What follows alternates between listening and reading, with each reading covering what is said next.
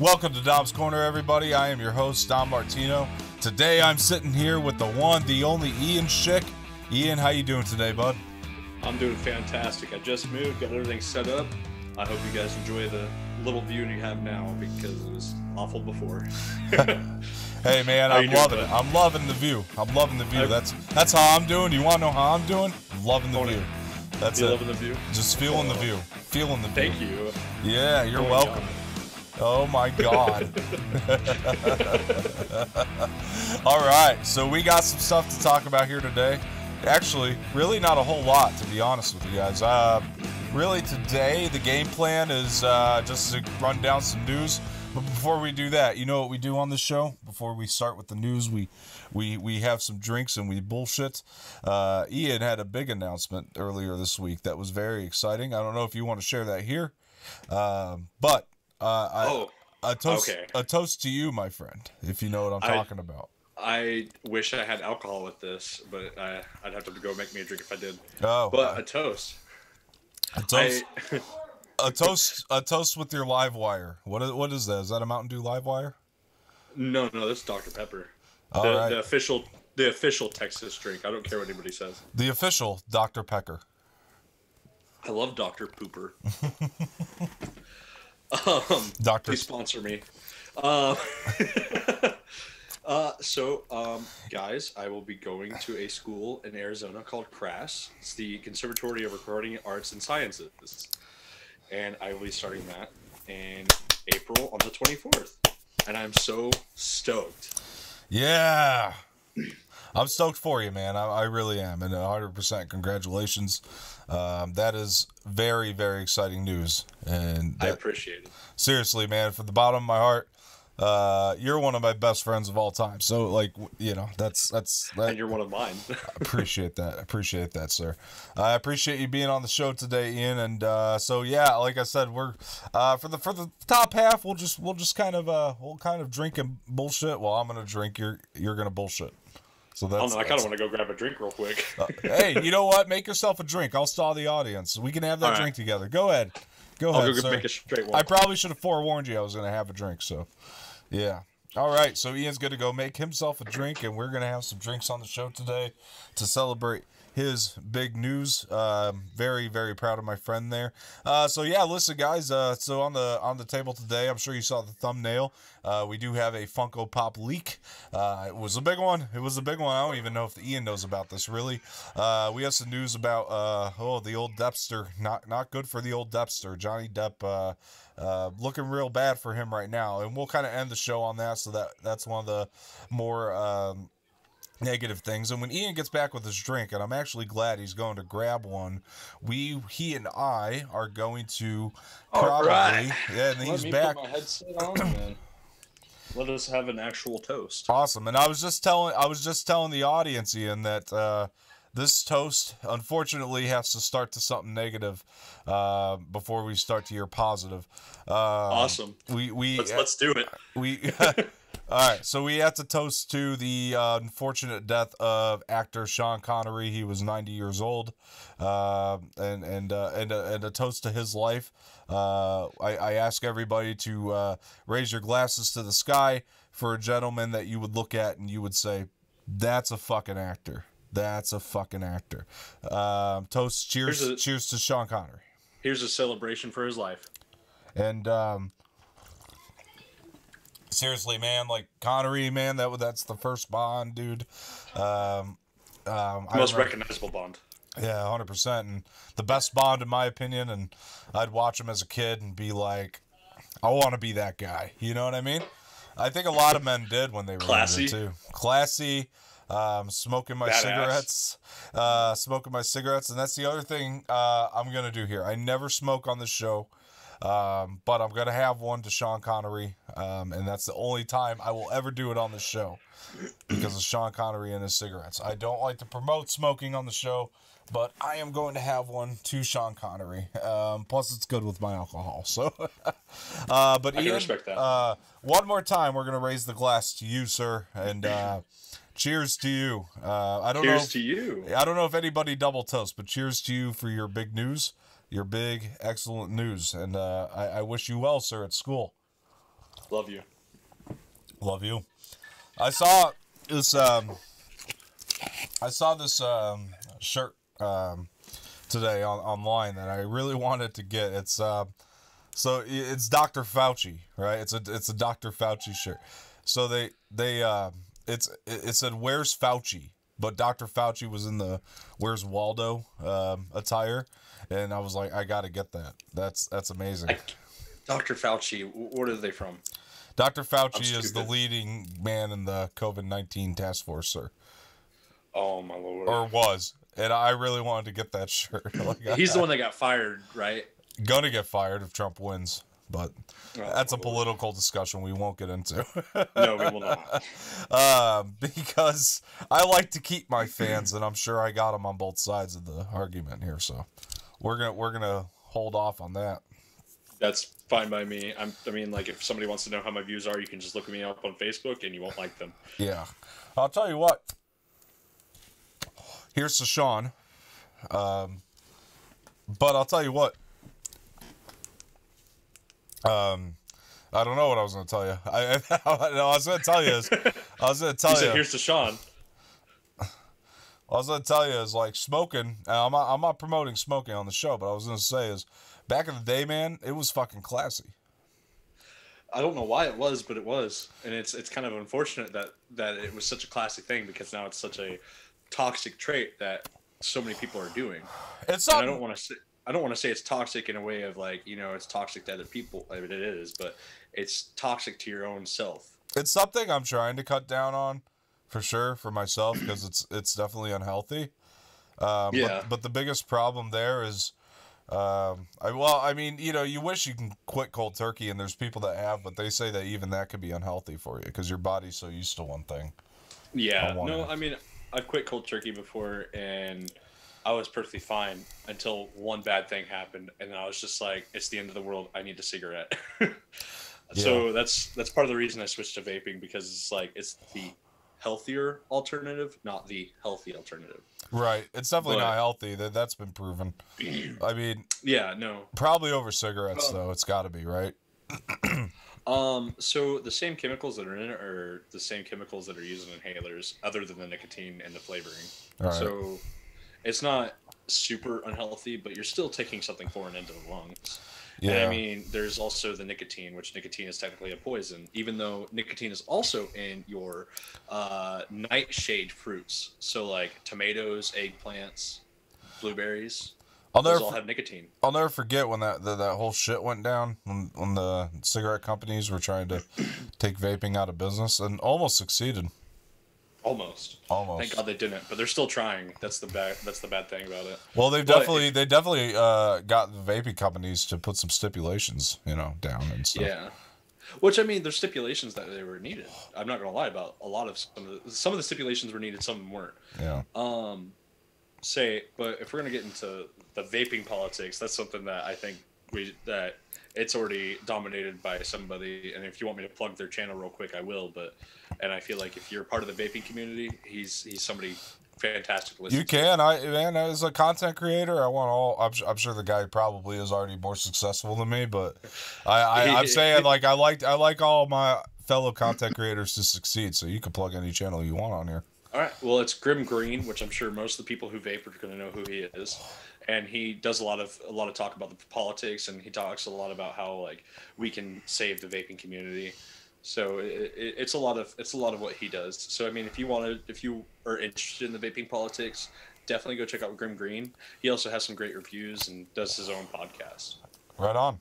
Check that out, guys. That sounds like a lot of fun, actually. I would like to check that. Yeah, vaping politics. I'm kind of interested in a weird way, because it's like, I don't know. It's something new. It's better than regular politics. It's more dramatic than regular politics at times, but let's be honest. A lot of the shit show we've seen so far has been kind of interesting, but we won't get into that. No, we will not. But all I'm gonna say is people fucking suck. That's all I'm gonna say. I wish they didn't. People suck and blow. I love people, but I hate people at the same time. Yeah. My biggest thing is I want people to want to succeed. I want people to want to progress, because when I make a lot of negative stuff. Like I post a lot of negative stuff, and I shouldn't. Which I'm sure you've seen me post a lot of negative stuff, but I'm trying to stop that, and I'm trying not to post as much negative stuff on my social media, and I'm trying to limit to what I see on social media at this point without getting off social media, because social media is a big part of our lives now.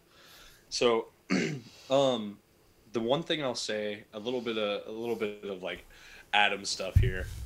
If you're feeling negative, man, any of you that are watching this, keep persevering, because that's like, even when stuff gets bad, when things are hard, keep pushing. Yeah. Because that's what I've done. Yeah. I'm 25 now, and I'm finally going to school. Yeah. Words I need And to I've hear. dealt with a lot of bad. Words I need to. Well, even better, I'll one up that. I mean, just go check out Adam's channel. I mean, everything that's going on with the Red Clock, he's killing it, man. He's killing it. I'm telling you right now that I agree. This channel is going to be huge when he gets it going. I really hope so, and I really do agree that it's going to be a successful channel. That's why I'm trying to share both of your guys' stuff on social media. Well, I appreciate that. Well, you know what it is though. Like, you take away the equation that he is one of my best friends, like, at this point of all time. You take that out of the equation. Like, it's just his channel's for a good cause and everything he's doing. You know. Yeah, his content is on point, and it's very, very positive. And I feel like a lot of his influence is what helped me. Yeah. A far long, because I've watched Brett, which Brett probably, I'm not sure if Brett will ever be on this show, but I've watched Brett, I've watched both of them, and I'm just like, man, I'm still stuck in Indiana. I'm still stuck doing my own stuff. And then I moved to Texas, and then, I mean, like, I went through my own little depression spout here, but I was just like, I've had it up to here with this stuff, man. I gotta actually change my life. Yeah. So it really drove me to finally applying for that school. Bill Hader had this great philosophy where he was talking about anxiety. I mean, not so much depression, but like anxiety.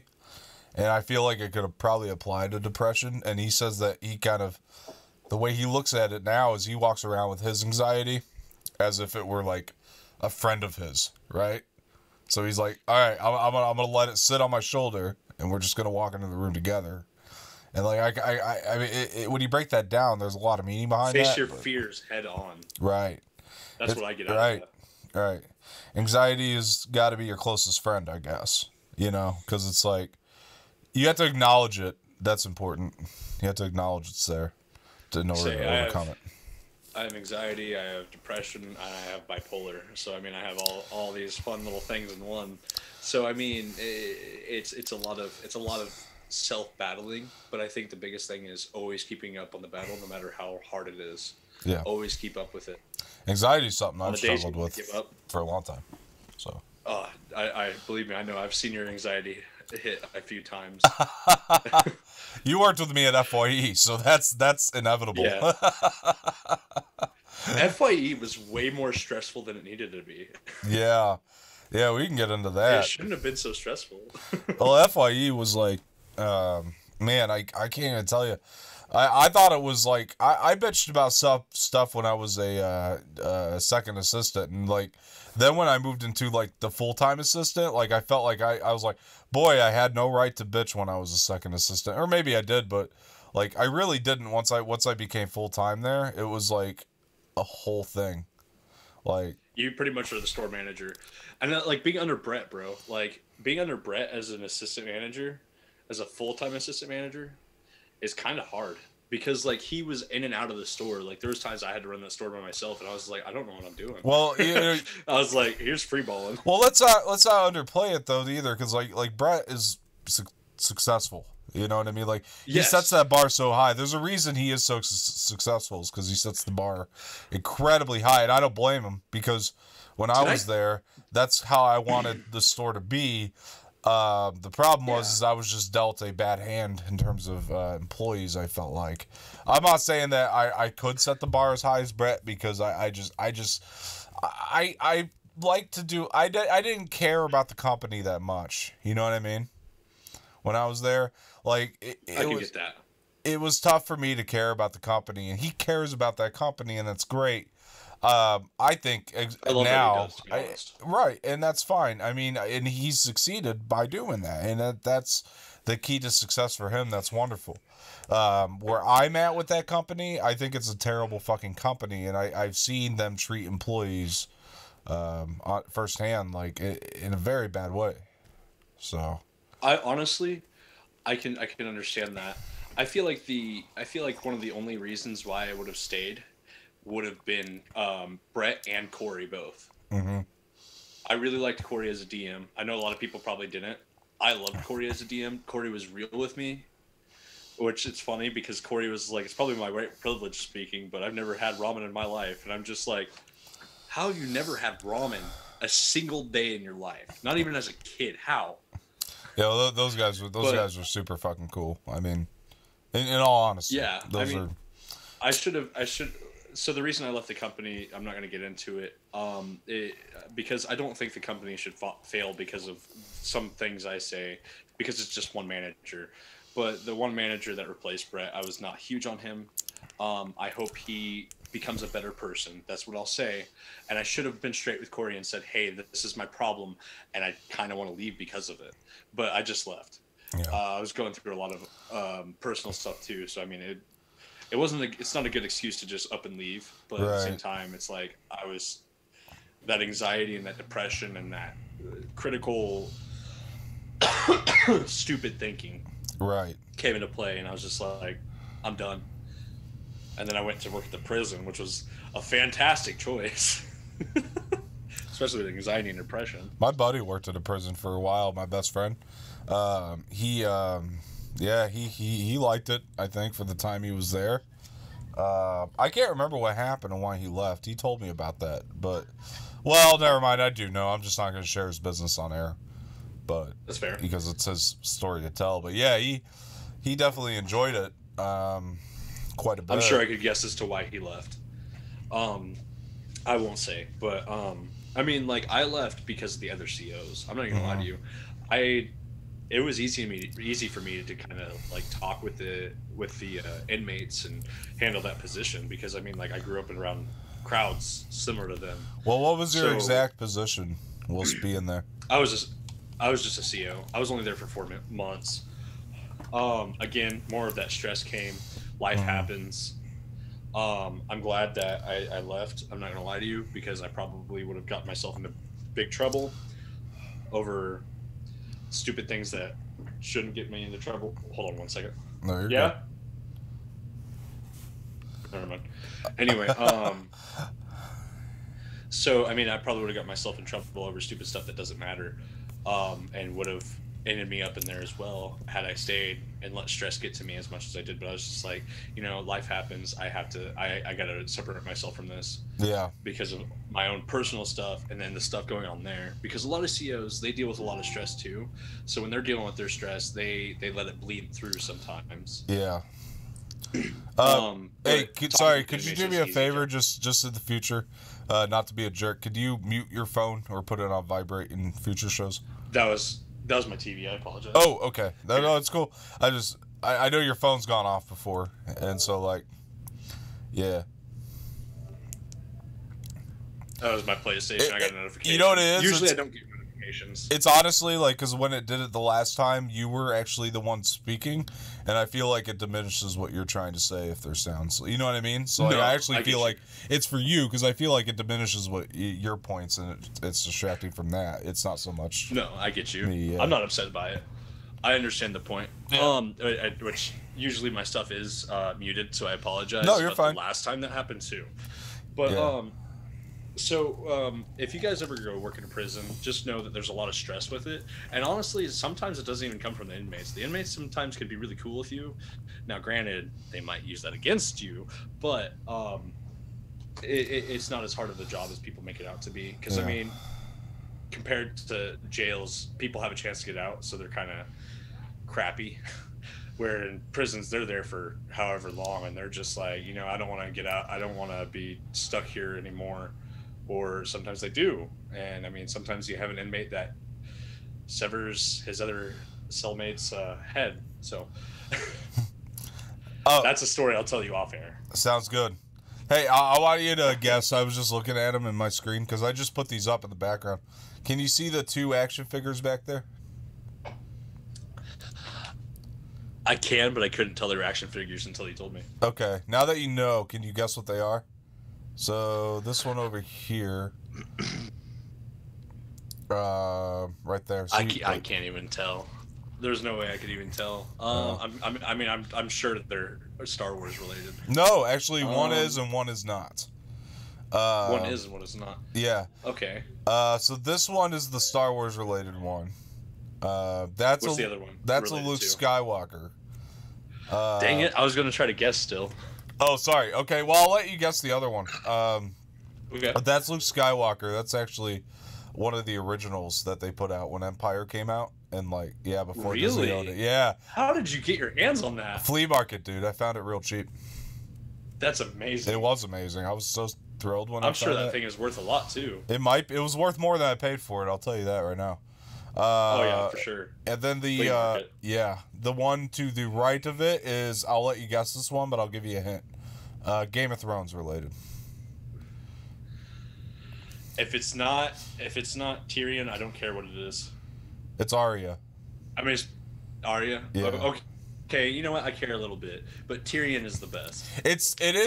Arya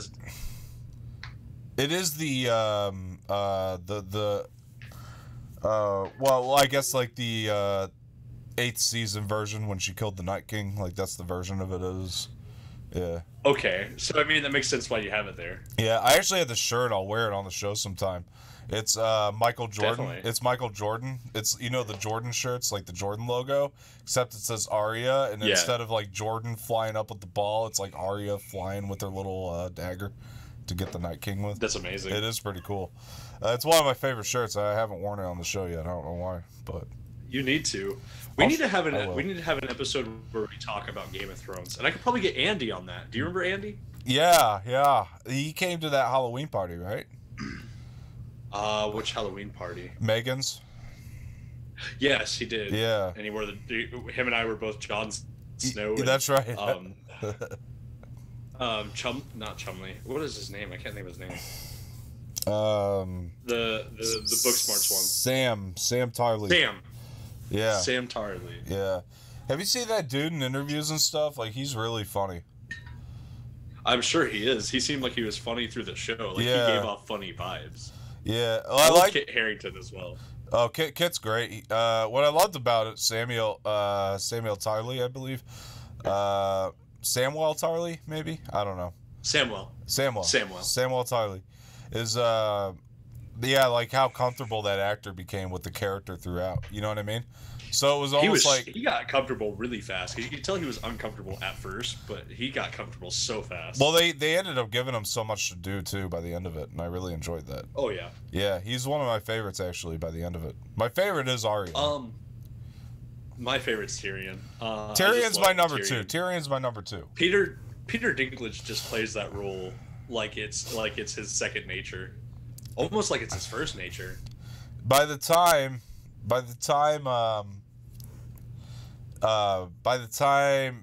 like the show was over, though, it was Arya, because it's like when you really think about her arc, man. Like, okay, like everything She's the strongest character.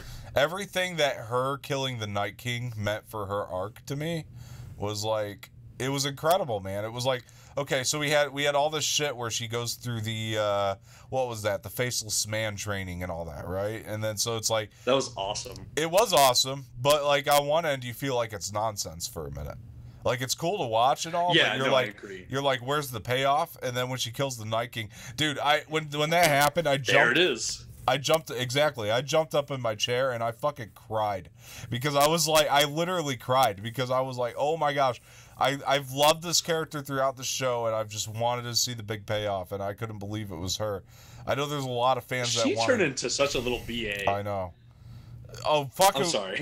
No, you're right. But when she kills the, oh god, who's the guy with the 2 sons, and then she cooks his sons into a pie, like that was mind blowing.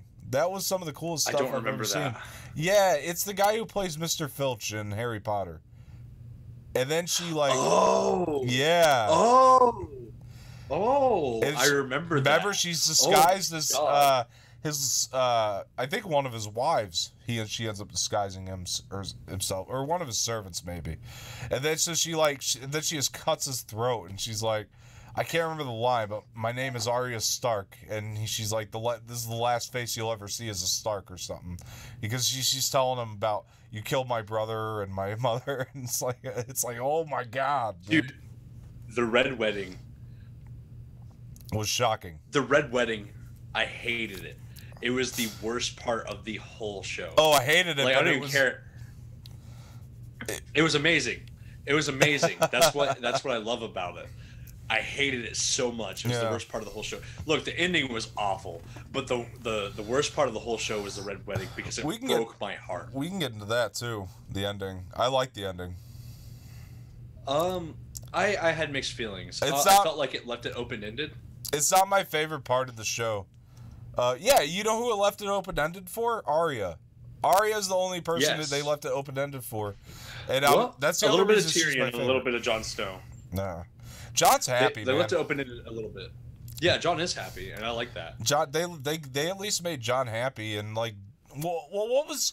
See, the way I looked at it, it was like, what was Daenerys going to do? She was always kind of power hungry, right? She was always going to do what she needed to do At first, no. At first, no, she was not power hungry. No. Yeah, you're right about that. You're right about that. Died. Yeah, you're right about that. I'm sorry. It was after they killed the Dothraki, Jason Momoa's character. Jason Momoa. Look, I'm gonna say this for all the women that are watching the show. I'm not even gay, but Jason Momoa is sexy as fuck.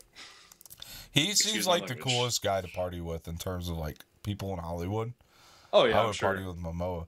Anyway, but my point is like after they killed him off, all bets were off, dude, because she was like she went out for vengeance on everybody after that. So it was like to me, after that moment, and to me it's consistent with that moment, the ending, because I'm like, well, what else is she gonna do? Because she's always gonna be power hungry. Yeah, her and Jon Snow add an attraction, but she's still at the end of the day, she's still playing the game. And you still have She's still a Targaryen, and I mean, like, unfortunately, she followed the Targaryen path where she became nuts. It's the Game of Thrones. She is playing the game. That's all it is. And at the end of the day, you still had Cersei Lannister sitting on that throne, so you had to take her out. And so it was just there was really no other choice. That said, the show can also, to me, the show also stayed consistent with keeping everything in a gray area, because you did understand where. Well, I don't know. I don't know if I understood Daenerys' final decisions in terms of killing all those people. The absolute final decisions right before her death, I thought were super rushed instead of thought out and actually played out in a proper way. Because it's just like after Arya kills the Night King, the show just kind of goes a weird direction. Like, you don't understand what's going on. Like, you do, but you're like, why did they do this? Yeah, but I think it's I think it's purposefully supposed to make you uncomfortable. I don't think that's a bad thing necessarily. See, but I think here's the thing about being uncomfortable. There's certain areas where that show made you uncomfortable, and it pays off. And then at the very end, it made you uncomfortable, and then it just left you uncomfortable. Like, I just feel like I'm kind of left with nothing, and you got to leave me with a little something, even if it's like open-ended endings. Like, leave me with an open-ended ending, which it did, but it didn't leave open up, I guess, enough for me. So like, her going absolutely ballistic, and then becoming this essentially her dad. I'm just like, but why? There was no reason to. They never really gave any real lead into her becoming that crazy. Well, she's playing the game, right? And that's the whole deal. To me, it was like, okay, in Daenerys' defense, though, she did give Cersei an ultimatum. She did, yeah, and I felt like that was definitely in character of Daenerys. Yeah, that was definitely in character. In her defense. After Cersei's death, all of a sudden Daenerys is just nuts, and I'm just like, why? Well, no, it was Cersei died in the midst of all the insanity. I don't know. I mean, in terms of that moment, if we take the moments of Daenerys' insanity and put it into a vacuum, then that I could see the arguments on. But, like, when it came to the very end, it's like, okay, now that that's actually happened, and then you tie it into the ending I think is actually amazing. Because it actually stays consistent. The other thing it made you do, and this is why I was saying, it keeps it in a gray area, is once and for all, it actually really gave you a lot of sympathy for Cersei. Because those final moments with Jaime and Cersei were incredibly dramatic and sad. It was the first time I felt for her, because she was being genuine in that moment. I agree. Yeah. You know, my second favorite character is Jaime. Outside of that, Cersei is my least favorite character. Yeah, Jaime's my number 3. That's interesting. Like, Arya to Tyrion, and then Jaime's my 3rd, I think. Do you want to know who my 5th favorite character is? Rob? No, Rob is my 3rd. Rob? I thought Rob Jaime was your 3rd. No, my Rob is my 4th. Oh, I apologize. Okay. Yeah. No, Jaime was my 2nd. Now I'm all confused. My 5th favorite character. No, you know what? I'm out of it. Okay, so one of my favorite characters, on a legitimate note, is Joffrey. Top 6, maybe. Top 7, maybe. Joffrey? Joffrey is in my top 5. And the reason why is because the actor who played his role so well. And, like, this doesn't have to do with why he's my favorite, but he played his role so well that people wanted him dead in real life. Like, imagine playing a role so well, people want you actually dead, and they throw stuff at you in the middle of the street. Yeah. He quit acting, do you know that? That's upsetting. Not because I don't think it was in spite of that, though. I think he actually I think he's like a dentist now or something. Like, he actually wanted to pursue like dentistry or like teeth. So I think it was like an actual childhood dream. Yeah. I mean, you know, either way, I mean, I'm kind of upset because I wanted to see him do more stuff. He's a good actor. Hopefully, he does more stuff in the future because he played his soul role. He played his role so well. I don't think anybody else could ever play a role that convincing ever again. What big movie was he in before Game of Thrones? Do you know that answer? I couldn't tell you. Okay, Batman Begins. A lot of people couldn't tell you that. Really? He's a very small part in that. But he's basically the kid that, like, I don't know. I think at one point in there, I think Scarecrow, like, captures him at one point in that movie or something like that. Okay. Did you know? You'll know who he is if you rewatch it. But go ahead. Cameron Hannigan. Do you know who that is? Cameron Hannigan? I think I might be saying his name wrong. I don't think I know who it is. No. Ian Gallagher from Shameless, and then Cal. Yes. That guy is awesome. Awesome. Did you know he was in some big movies before he ever like started Shameless? Yeah, I remember seeing him in something. I just can't think of what it was. Click. Right. That's right. He was the neighbor next door that Adam hated. O'Doyle. He was O'Doyle, the neighbor O'Doyle. No, he wasn't O'Doyle. Yeah, he was. I forget what his name was. Are you sure his name was O'Doyle? His last name was. Hold on. Adam really likes using the name O'Doyle for people he hates. I feel he like must have like a past with an O'Doyle. I feel like O'Doyle's like bullied him in high school or something. That's why they were the bullies in Billy Madison. But one of the funniest scenes in like cinema history is definitely O'Doyle rules, and they're all going down. They're still saying it, dude. They're driving down this cliff, and O'Doyle rules, and car fucking blows up. That's still one of the funniest scenes in cinema history to me. It's like I agree. These people are so self-centered. I'm stupid. It's not Cameron Hannigan. It's Cameron Monaghan. Monaghan. That sounds better. That sounds right. Monaghan. Right, it's like Monaghan. It's weird how they pronounce that last name. There's a few actors with that last name. But yo, he's really good. Dude, when you're playing Fallen Order, I don't know how far you are into it, but like I'm still on the second. I've not. So from the last time we talked, I've not done anything yet. That's fine. You're gonna revisit those planets quite a few times, by the way. Oh, I'm sure I will because I've seen things where it's like you need to use special abilities for. I think you have to revisit every planet at least twice. I definitely feel like I spent a lot of time on Dathomir, but that's just because Dathomir is fucking scary in that game. Kevin O'Doyle. You were right. Yep. You were right. Kevin O'Doyle. Okay. So in 2004, Monahan began as a recurring role as Chad, one of Dewey's classmates on the Fox comedy series Malcolm in the Middle. Yeah. He was also in Ned's Declassified Survival School Guide. Oh, that fucking show. Guide. I forgot about that show. I used to watch that a lot. Criminal Minds. He probably wasn't a big role. He was probably one of those guest stars. The Mentalist, Monk. I loved Monk as a kid. Three Rivers, Fringe, The Glades, and Terriers. Yeah. He was in Santa Claus 3. I did not know that. Actually, you know what? I think I did know that now that you mentioned that. I did not know he was in Santa Claus 3. I think I remember. Awesome. It was funny because I think I played. Yeah, because Jedi Fallen Order came out in October.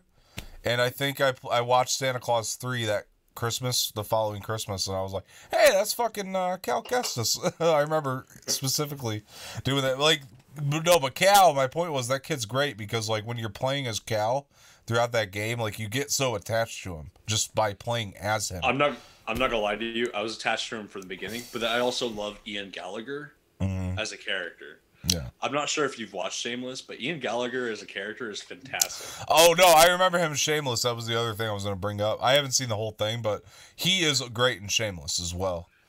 My favorite couple, I'm sorry if I spoil this for anybody, but my favorite couple is Ian and Mickey. I'm sorry, but like that's my favorite TV couple ever. Yeah, I'll have to watch it. But finish it because there's something that happens and it's just like, yes, I love it. This is amazing. I really enjoyed what I saw of it. I'm not gonna lie to you. Like, it was a really good show for sure. Season 6 or 7, Ian's character becomes crazy and stupid. I'm not going to spoil it, but I honestly hated his character during those times. I was just like, man, it's really hard to watch him do this. And then his character gets better afterward, and you're just like, okay, cool. I dig it. I respect where this is going. Definitely. Yeah, I want to watch it. And I loved William H. Macy was great in that fucking show. Like Okay, hold on. He's the only other character that played his role so well. I absolutely and utterly hated him. I hated it. And I loved the fact that I hated it. But the reason why I hated it so much is because I used to have a neighbor almost exactly like him. Yeah, no, I felt like he was playing when I was watching it like a real guy like that. Like, you know this person, you know? Those are always the best performances and characters. He was my next door neighbor before I moved into Joel's house. Those are always the best performances and characters. Like when you watch it and you go, like, I know that the worst characters. Well, the worst and the best. You do. Yeah, like I love those types of roles. Like I was trying to think, what was I watching the other day that I was thinking that like, oh, I know people like this. I can't remember, but it's always cool when you see those movies that are so real like that. Like, I feel like Joaquin Phoenix plays a lot of those types of guys. Oh my God. Joaquin Phoenix just knows how to play roles. He's probably the best actor of our generation. I'm not gonna lie to you. Like, Joker is the movie of the year for me. I'm sorry. I don't even like DC. Well, the movie of last year. Oh, yeah, that is right. It was last year. No, it was my favorite movie last year. 100% hands down. Yeah. 1,000% for me. I'm sorry, but it was like the best movie to come out for 2019. It might have been the best movie to come out in this decade.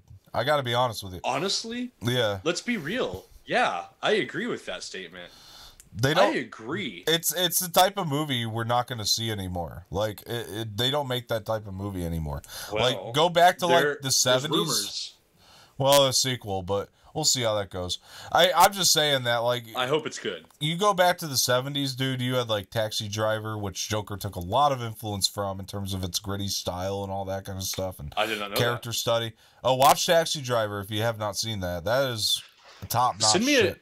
Send me a recommendation list. Okay.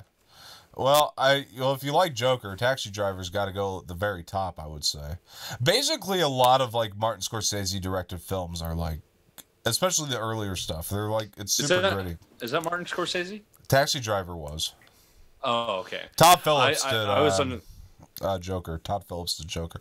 But interesting fun fact. He's the guy who made Hangover, isn't it? Yeah. But interesting fun fact, when they first brought the Joker idea over to Warner Brothers, it was going to be Martin Scorsese directing and Leonardo DiCaprio was going to be in the role. That was the original plan. I'm glad it wasn't the case. Well, what happened was... I'm not even going to lie to you. Oh, yeah, me too. But, like, what ended up happening... Well, I don't know. I mean, Scorsese still could have directed it pretty well, but I think that what we got was perfect. I agree with that statement 1,000%. I mean, it's a masterpiece. I mean, masterpiece, that movie. Call it for what it is. That film is a fucking masterpiece. There's not a flaw in it. There's not a loose end in it. It is a film that is just... It's airtight, man. It's airtight. Here's the thing about Joker for me. Joker is not supposed to have a backstory. If we are going to give Joker a backstory, like a solid backstory, this is the one. Yeah. Hands down. Yeah. And well, the other thing... This is his backstory. You know why it works, though? And if this is why it works. Because they didn't approach it as, we're making a Joker movie. We're making a movie about a mental patient. Like, not a mental patient, but just like a mentally insane person. But we're going to call it Joker. You know what I mean? And I mean, that's why it works. Yeah, that's why it works. Because they don't think of these characters as comic book characters first and foremost, like most movies do. They just think of it as a character. That's why this works. Well, one of the things was, I can't think of his name for the life of me, the director. Todd Phillips. What was his name? Todd Phillips. Okay. So from my understanding, the reason why he made this movie, why he wanted to, was because he was tired of how pretty much our generation is treating movies now. Oh, of course, you see yeah. a dark joke and you're just like, oh, that's stupid, or you see stupid humor and you're like, oh, that's stupid. Mm-hmm. You know what I'm saying? It's like he's tired. He was tired of the humor, like being degraded for what it was. Yeah. And I think that's why he made it, is because this person, you know, is supposed to be about a person who just can't help but laugh in awkward situations. Of course.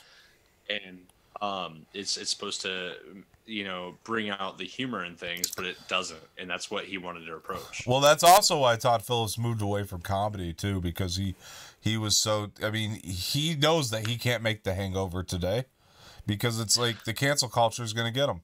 And so, yeah, like, and it's unfortunate. Yeah, and The Hangover is a very funny movie. Yeah, there's some over-the-line jokes in there, no, without a doubt. But it's... If my sister's still here, she's going to hate me for this, but she ruined Hangover for me. Yeah. It was a good movie, but she played it nonstop for a while. It's one of the best comedies of our generation. Like, this generation, I should say. Like, it really is. It's funny. It's funny. It's not the best. It's one of the best. Like, it's very funny. But, like, even then... You can see like the seeds being kind of planted for him making a Joker movie, because it's like it's a comedy. The first Hangover anyway, it's a comedy, but it's more like a black comedy. Like, it's really dark when you really break it down. And I like my dark humor. Yeah. Did you see the other one he did before Joker, War Dogs? I've not. That's a really good one. A lot overlooked, 100%. Like he actually, that was, you could actually see how he's kind of transitioning from the comedy to more of the Joker style. So you get a little bit of the best of both worlds in there. And so it's a really interesting mix how he does it. It really works out really well. But yeah, it's casted great. I mean, Miles Teller and Jonah Hill destroy in that movie. I mean, that's a really fun... Bradley Cooper's in there too. And him and Bradley Cooper are such good friends that, like, the Joker movie wouldn't have happened without Bradley Cooper. He's pretty much the one that... He produced it. He was a producer on it, Bradley Cooper. So he was like... I did not know that either. Mm-hmm. And I love Bradley Cooper. Yeah. He was actually... Todd Phillips came to Bradley Cooper with that movie first, so... Maybe you'll disagree with me, but I really feel like Bradley Cooper's best role is Limitless. Not Limitless, my bad. I was going to say, I will disagree if that's the case. What is the movie? I can't think of it right now. Well, is it Limitless? I don't know. Is that the one with De Niro? And where he's taking the pill, right? The pill? Yeah, he's taking the pill. Okay. Yeah, no, I do disagree. That's fine. I personally love that movie to its core. I was quite disappointed with the show. I didn't watch the series. I know a lot of people were upset. The show got pooped on. Yeah. Well, he was only in the first episode of that, right, or something, and then like they just. I didn't finish it. You know, it's funny. I usually finish shows even if I don't like them, but I dislike that show so much. Like, I didn't think it was awful, but I just couldn't get into it so much that I could not finish it. And usually I'll finish shows I don't like. My favorite Bradley Cooper role, and I like him in a lot of things, but my favorite is, or most things he's in, I like him in, but Star is Born has got to be the best one. Like, that is a fantastic movie, but I don't know. I just can't get into it like that. I don't know. I think that's his best role. Like, American Sniper, he did really well in too. Like, I don't want to take that. American Sniper, he was great in that. That is a good movie too. Yeah, he was great in that movie. He does really good. He does really well in any type of serious role. I'll say that much. Yeah, he's one of those guys like Ryan Gosling, where they could have done the superhero route, which Bradley Cooper kind of did because he's the voiceover for Rocket, right? Like, he does the voice of Rocket Raccoon. So he kind of. I did not know that. You didn't know Bradley Cooper was Rocket? I did not. Oh yeah, he's Rocket. I knew Vin Diesel was Groot. Groot. Yeah. But like, other than that, we're not seeing him on screen. So I feel like Bradley Cooper could have been the comic book guy. Like, he could have done that route, but he decided to go the other way. Like Ryan Gosling, I feel the same way about, right? Like, they take on like really challenging roles rather than being, you know, just the. If we're gonna talk about challenging roles, what about Christian Bale? Jesus Christ, yeah. I mean, I love. I'm still gonna say Joaquin over Bale, but I love Christian Bale. I love Christian Bale. Like, Christian Bale's dude in Vice, dude. Did you see Vice with Christian Bale? He became fucking Dick Cheney in that movie, dude. Like, there's like no doubt about it. Add that to the list that you're gonna send me. The way that he, it's a good movie. Like, I wouldn't call it an amazing movie. What really holds it together is his performance. You know what I mean? Like, if it wasn't for his performance, the movie would have been not nearly as good as it was. So you take that part out of it, it's really not an amazing movie. But because he's in it, and because they had somebody who, like, really became Dick Cheney. Like, I'm not kidding you when I say he became Dick Cheney. Like, that makes the movie that much more incredible. Send that to me, because I'd like to watch that. I'm in the middle of watching Mandalorian, so we can talk about. Oh, dude, I'm so excited for you. I'm excited for me. I envy you that this is the first time you get to see it. Like, you know what I mean? Like, because I want to go back to that moment. I remember watching the episode that I'm on, but like it's so long ago, and I wasn't paying attention because I was looking at my phone. Mm-hmm. That I don't remember what happens in the episode, but I'm on episode 8 of season 1. Right. And the IB droid is my favorite character. Oh, IG-11 is awesome, dude. IG, my bad. No, you're fine. He's like, I am the nurse droid. Dude, like, when they're going through Mando that. take his mask off, oh my god. Oh, yeah, so you're almost there. So, you know, there's only, you got the season 2, episode 1, then you're caught up after that. I'm not gonna lie, I hate watching shows as they come out. I like to, so like yeah, but now you get to be a part of the water cooler talk. You know what I mean? Like, I know that's the only reason I'm okay with this. I'm glad you guys don't talk about anime like on this a lot, because like with something like Naruto, I wait until it's over and then I watch, because I am the type of person where I have to binge, and if I don't binge, I will be upset. Because like with Star Wars Rebels, had I watched it as it was coming out, we got to talk about that a little bit too. But yeah, go ahead. Yes, we do. I would have been very upset watching Star Wars Rebels as it comes out, because I've been like, "When's the next episode? When's the next episode?" And like my friend Andy, we just talked about him earlier, and we need to get him on here so we can actually talk about a full thing of Game of Thrones. I'm sure he would love that. Well, I would love to do the kind of like we're doing with Star Wars. I would like to. We won't break them down all the way, but like the seasons, right? We'll break down the key points. I'll talk to him about it. You and I can both talk to him about it, actually. Okay. And see about doing. I would love that, dude. You know, I love to have new members added to this, like people that like to talk about this shit. It's always awesome. Yeah. So we'll talk to them. For sure. Where was I? He's trying to convince me to watch Boruto, which is like the next series. Okay. So like there was Naruto Shippuden, and then Boruto. Naruto? How about Boruto? You know, I was thinking about the what was that? What was he talking about in Billy Madison? It was chlorine or something like that. Chlorine? How about borine? Or was sorry, but go ahead. That was I don't remember, man. It's been so long since I watched Billy Madison. chlorophyll. That was it. Chlorophyll. How about borotil? Because the teacher was talking about. But go ahead. I don't remember. I need to watch that movie. That's one of the funniest Is seasons it of on that Netflix? thing. It's somewhere. I'll have to watch it. It's got to be It's somewhere. been a while, It's probably a on long time Netflix. since I watched it. But go ahead. You were saying something about Boruto, and I totally stole your thunder. So, he convinced me to watch Naruto Shippuden as it was coming out, and then we got to like there's a lot to this show. There's so from Naruto to Naruto Shippuden, there are 700 episodes. Wow. Yeah, so I do suggest it if you ever want to watch something. Now, Naruto's hard to get into because it's a kid-oriented show, but the show grows with its audience. So when you get from Naruto to Naruto Shippuden, it gets a lot better. Right. Naruto itself is already BA because Rock Lee is amazing, and you get to see a lot of Rock Lee. But when you get to Shippuden, we got to episode 345 or 342, like right before a certain character passes away, or right after actually, and I was like, I gotta take a break from this because like I gotta finish this and I gotta like binge it, because if I don't binge it, I'm gonna be upset with the series. I don't know why I'm that way, but I am.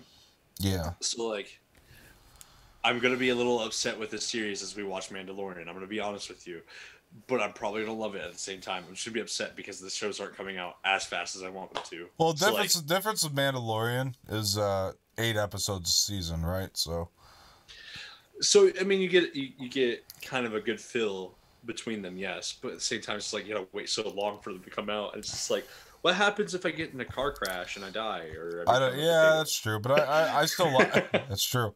But I love the wait. I still love the wait. Like I think it's like it's awesome. It makes my week so much better because it's like, oh, I can't wait. Like I have something to look forward to. You know what I mean? I have something to live for, so I cannot die in a car accident. It's like I'm on a mission from God. Like I don't wanna die in a car accident. But like with Shameless, I watched the show as it came out every week. I watched it with my dad. I got my dad into the show, and like as season 10 was coming out, I was just like, Dad, we gotta watch it. And like the days that I couldn't watch it with him, I'm like, Dad, you gotta wait for me. And then the times where he couldn't watch it, the times I could, I was like, I gotta wait for my dad. I gotta wait for my dad. I gotta wait for my. Yeah. Wait for my dad. So I got you, man. It's tough. So back to Rebels though. Yes. You binged this thing in like what 3-4 days or some shit. Like it wasn't long at all. A week. Still, that's pretty good. No. When did I message you? It was under a week. I'm pretty sure it was under a week, but I think it was a total of 5 days. Yeah. Like I told you, I love binging. Yeah. Oh, me too, dude. Like Rebels is well, I caught up by the time season 4 was airing, so I binged the first 3. I binged the first 3 pretty quick. Definitely like so I don't want to do like a full review, but like what'd you think of the show though, like overall? Like it was definitely kid oriented, but I feel like after the first 2 seasons they were like, a lot more adults are watching this. Yeah. So they made it more adult friendly. So I liked that. It's kind of like with Avatar. Avatar's fan base followed it, like The Last Airbender, not the movie. I'm sorry. We got you. You're gonna hate me. I hated the movie Avatar. Wait, like the James Cameron film? Yes. Oh, fuck you. It was a good movie. Okay. But it's so long for me and my attention span, it's hard to get through. I don't know. It was like not any longer than any other James Cameron film. It was 3 hours. Fucking, and it's hard for me to do get you through like Terminator 2? Yes. That's like the only 3-hour movie other than Wolf on Wall Street I can watch and be like, okay, I can sit through this whole thing. Bullshit. You like Forrest Gump. Forrest Gump is like an hour and a half. No, it's not. It's closer. It really? It's closer to 3. Yeah, it is closer to 3 hours. Really? I honestly did not know that. It feels that quick though. I don't. Yeah. I feel like so then there we go. There's 3 movies I like that are like 3 hours long. Well, those are the best ones. Is like the ones that are. They take forever, but at the same time they're so fast because you're so caught up in the adventure. But actually, that's a good way to segue back into Rebels though, because like Rebels is one of those shows like you know, one of the things that I noticed about that is like it has. It doesn't feel like it drags. Not necessarily, no. Like, and it has like a lot of filler episodes, but like, especially The fillers season still 2. lead into the story. Season 2 definitely had like maybe just a tad bit too much filler, but I agree with that. I feel like they managed to do in most of the filler is world building at the very least. Like I feel like we're always seeing something new added to the Star Wars universe. So I feel like that was like. And let's get to the ending because I really do want to discuss this with you. I can't wait anymore at this point. All right, talk about it. Talk about the ending, man. I'm excited. We'll start with Kane. Yeah, Kanan stuff. Kanan did not need to die. Yeah, he didn't. He did not. Yeah, he did. There was no reason for him to die. Dude, I feel like if you don't kill characters, though, this is the problem, though. And if you don't kill characters, the story can't progress in a good way. Well, there's no stakes. You know what I mean? I feel like Kanan's death actually meant anything can happen, and anything pretty much just because I said Kanan did not need to die doesn't mean that I say that. It doesn't mean that I'm against him dying, because I feel like his death was worth it. And it was emotional. It was really good storytelling. I cried. Yeah, me too, dude. It was sad as hell. When he throws back... hey, let's break this down real quick. Because when he throws back... When the thing explodes, man, the way he throws Hera back onto the ship, dude... It's so like forceful, but so gentle. It was the saddest thing, ever, though. Because it was like... I don't know, man. It was just like... yeah, because that was the moment that... She finally told him, "I love you." Yeah, and it was just like they should have made him say, "I know." Yeah, pretty much. They made so many Easter eggs. Yeah, that fucking dick. He's just like, "You're still on that acid, aren't you?" Or whatever they gave her. You're still tripping on that acid. Yo, on a real note though, that's me. That's me as a person. Yeah. I love you. Oh, you're just drunk or something. Yeah. You don't love me. But I feel like Kanan died, though. This is the point I was going to make, because I feel like when Kanan dies, it's honestly to progress... It progresses the story. Well, it progresses Ezra. That's how I feel. Yeah. Like, Ezra wouldn't have taken the steps he needed to take without Kanan's death, in a way. I agree. I still don't think he needed to die. Now, do I think his death was worthless? Not at all. His death definitely drove the story in a certain way. Yeah. But I feel like he could have been like... pushed it back and walked back while he's pushing it and just jumped in the fucking plane. It's possible, but... Let's go get out now because I'm gonna die. Possible, but improbable. You know what I mean?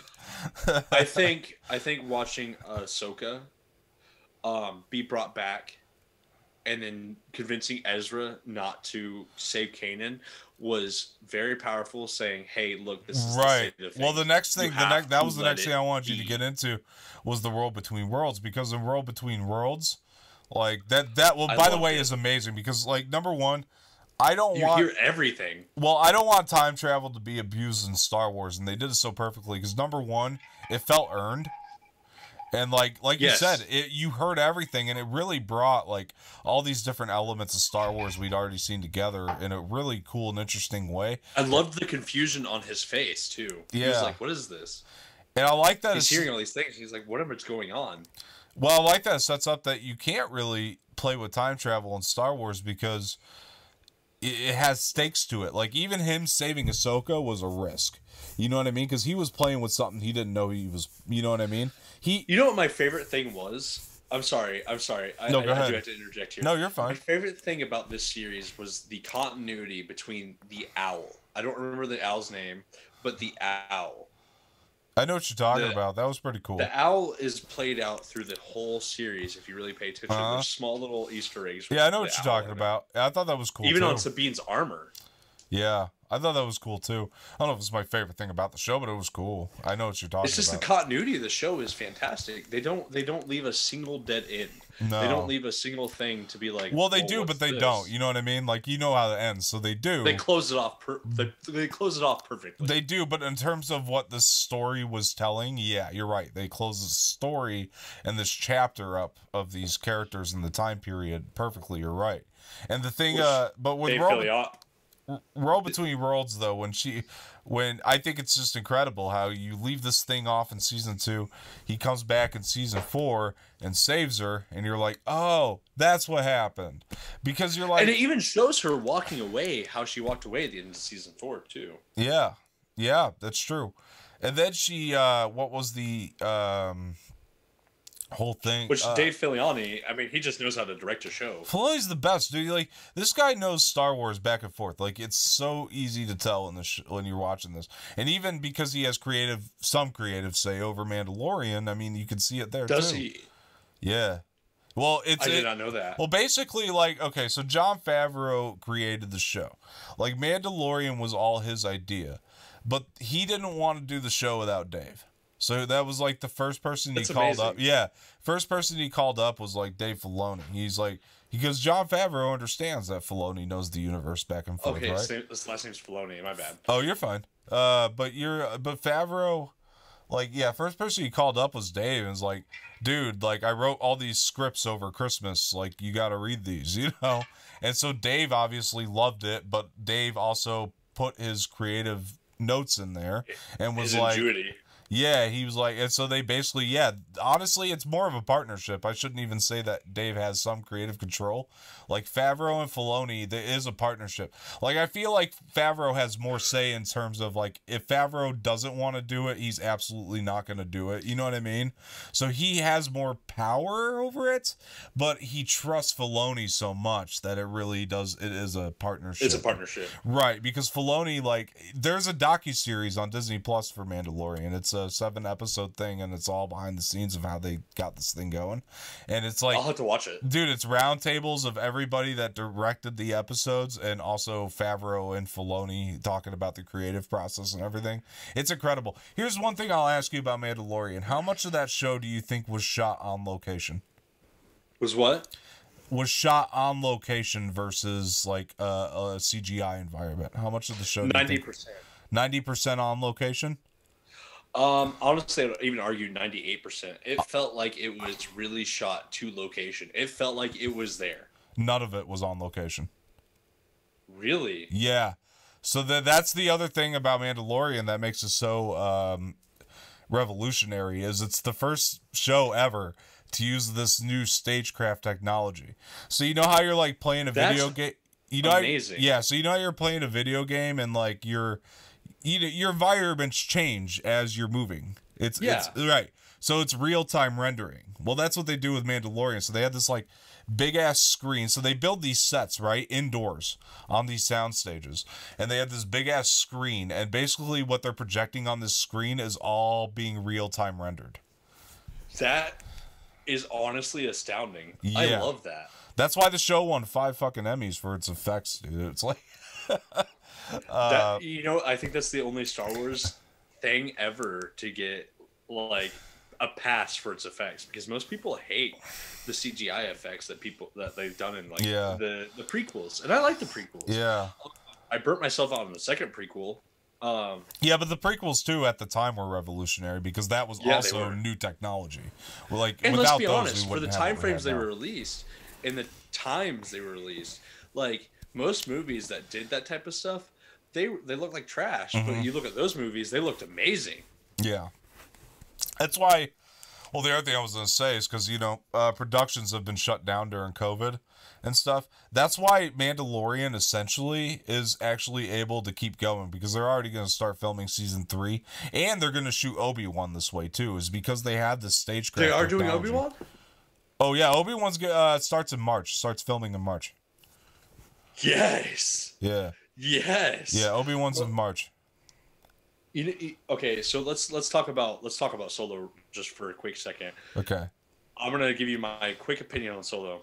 It's the movie we didn't full need. review next week, Ian, if you'd like to join. So we'll schedule that ahead. I would love to. I would love to. No, we are doing that next week. So go ahead. I did not know that. I will rewatch that. Yeah. So here's my quick review of Solo.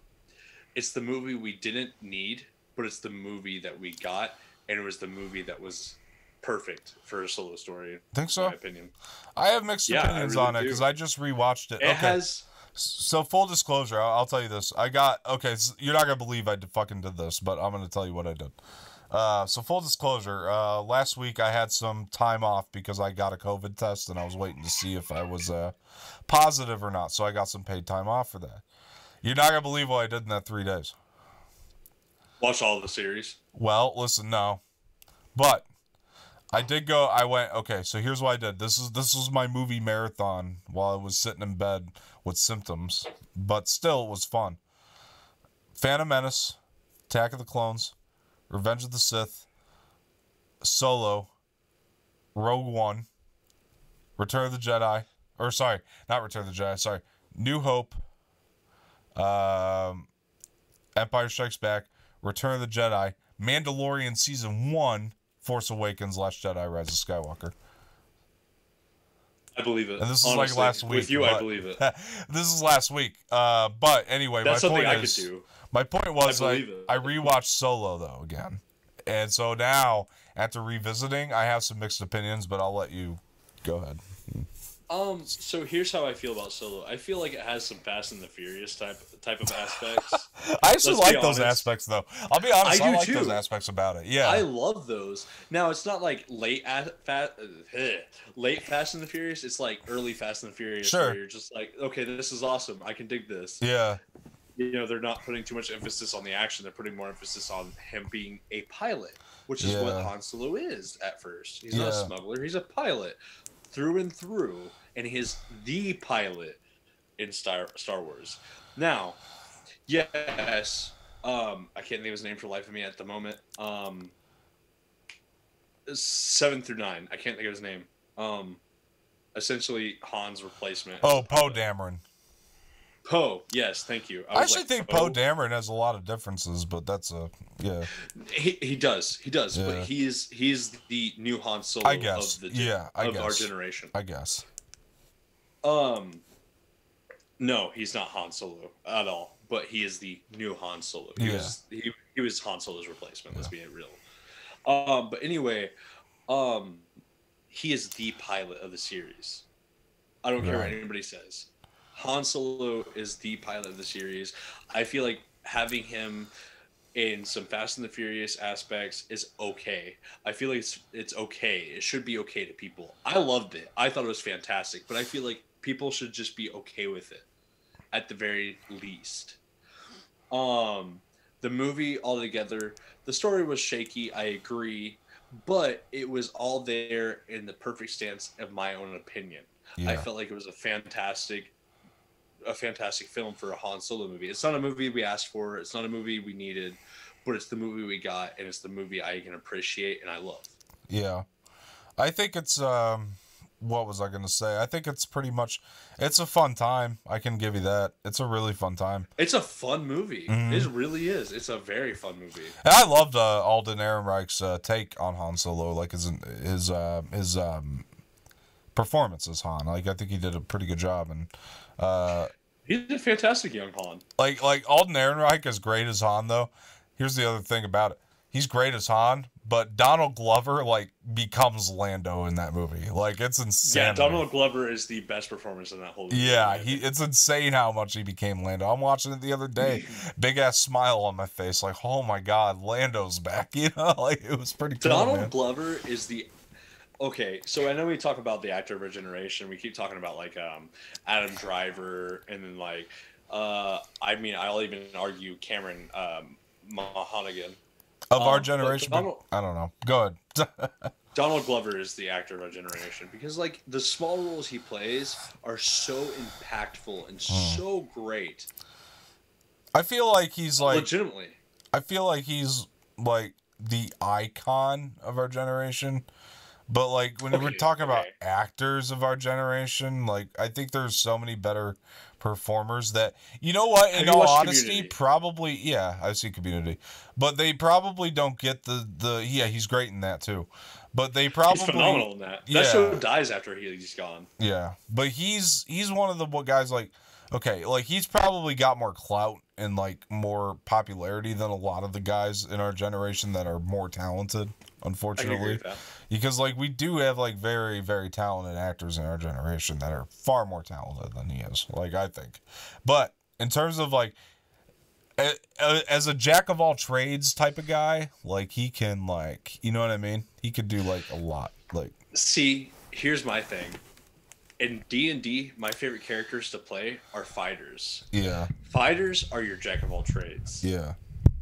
So maybe that's why I love Donald Glover as an actor and a Possibly. rapper and Possibly. everything else. But Rapper, I mean, like, singer now too. I mean, he's not even like the way his music transitions. R&B artist. Yeah, pretty Yeah. much. Yeah. He still raps. I mean, like, Oh, he this does. is America. Yeah. That's rap. No, he uses it still. It's just that he does it all. But Can we break down This Is America real quick? Because I'm sure you've not done this on your show. a real funny story about Donald Glover, real quick. This is hysterical. Okay. So this is right. Either Solo had just come out or it was getting ready to come out, and me and my buddy were in FYE, and we're listening to Childish Gambino, or Donald Glover, if you will. And so we got Donald. So our other buddy walks in, right, and we're like, "Hey, we're listening to Lando." My buddy, the one that just walked in, he was completely serious about this. He's gonna hate me for telling this story, but he was completely serious about this. He goes, "Is this Billy D. Williams?" I don't even know who Billy D. Williams is, but the original Lando. Oh. So, but yeah, no. And so we're sitting there like, you really I'm think the stupid one now. Well, maybe. Your friend's not stupid anymore. It's me who's stupid. Maybe you topped it. Now, see, okay. He's going to be happy I told the story now, because now we have found a bigger idiot. So that's... And what's better is this is recorded. This isn't just like, you can just talk about this story. This is recorded.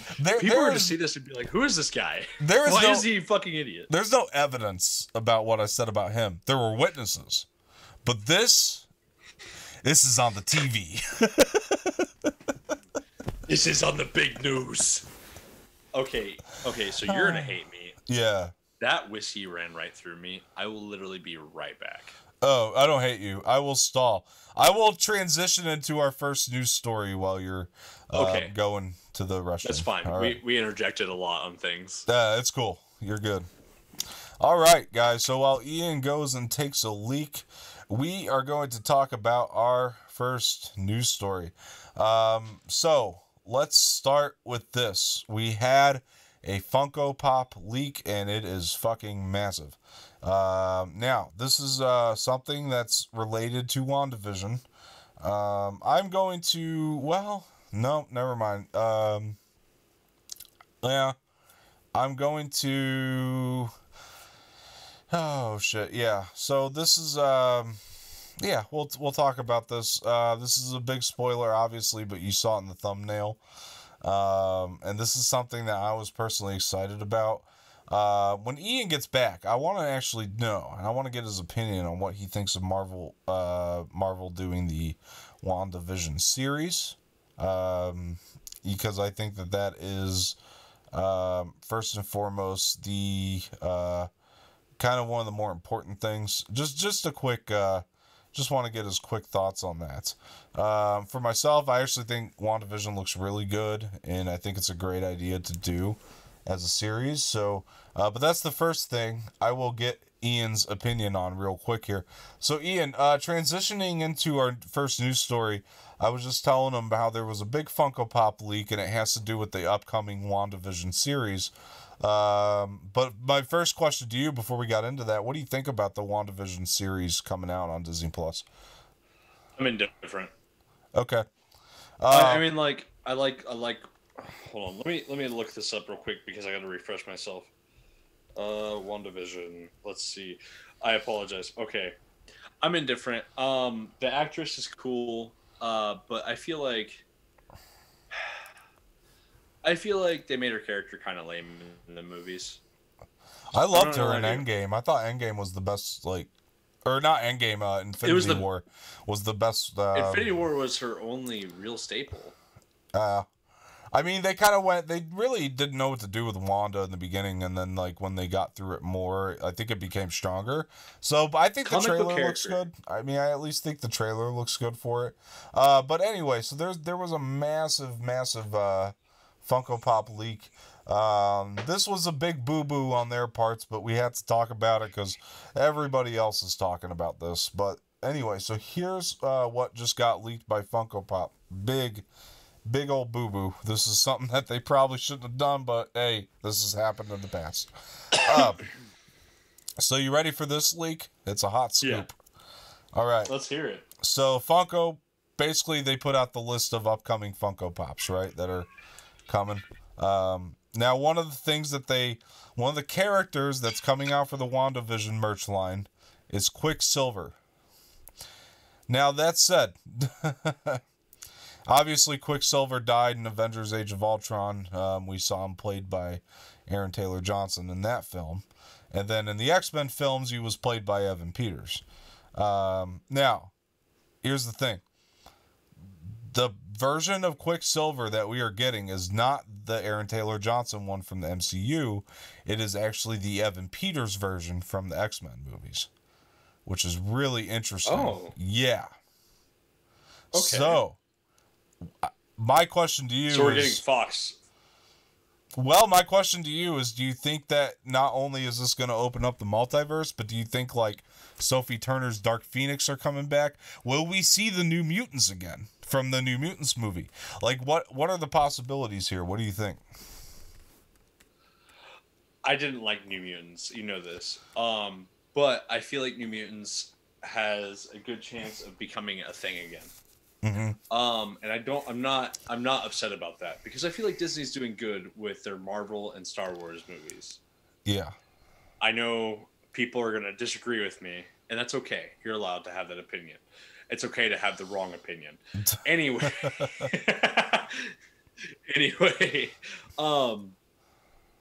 I was most upset with the New Mutant series because of it being a Fox movie that they released under Disney. Had they re-recorded it, redone it, all in all, and just paid the actors again, and all that stuff, I feel like the movie would have been way better. I don't know. Well, let me dispute that real quick because I don't know. Maybe it's possible, but the thing to me is like they were gonna do some reshoots on it, right? And then but to me, from what I heard, that Fox were the ones that were going to try to dumb down the horror elements of that. And then when they gave it over to Disney said, no, we liked it better with the horror elements in there. That's what I heard. But the horror elements are what's supposed to make New Mutants. New Mutants is supposed to be a horror. Right. So I'm saying we shouldn't blame Disney because Disney wanted to keep the horror elements in there, from my understanding. It's not the horror elements I have an issue with. I feel like the horror elements are what make the movie too. But I feel like the director, what he did with it. Now, I don't have complaints about a lot of movies that do this. I have a complaint about this movie that does this. It took politics into its hands. Okay. It decided that here's how I felt about the movie. And I mean, like, I don't disagree with the movie because, I mean, even in the comics it does this. It made the romance between the two gay characters. I can't think of their names for the life of me. I was trying to think of their names. I can't. The two gay characters in there, I felt like that shit was cute. Let's be honest. It was adorable. But it felt like that was the only element in the movie. Like, I felt like the horror elements were not enough. And the horror elements that were there, I felt like they were Fox. They were Fox. Yeah. Maybe I had a different perspective on it. I feel like they could have been way better. Maybe I had a different perspective on it because it's Josh Boone, and I love his first film, Fault in Our Stars, so I feel like I kind of knew that the romance element was going to be in there, like, pretty predominantly. Or maybe I didn't know, but I enjoyed it. But I felt like the romance element was the only thing that was like a key point in that movie. I don't think the horror was good. I don't think the story was decent. I felt like the movie was very lacking in a lot of elements it could have lacked. It could have had thereof. I felt like the romance was the only real drive, and I felt like he was just like, "Here's this. You guys do whatever you want with the rest." And then when they tried, he was just like, "I don't like that. It takes too much away from the romance." And like, I don't think it's wrong to have gay romances. I don't think it's wrong to have any romance in a movie.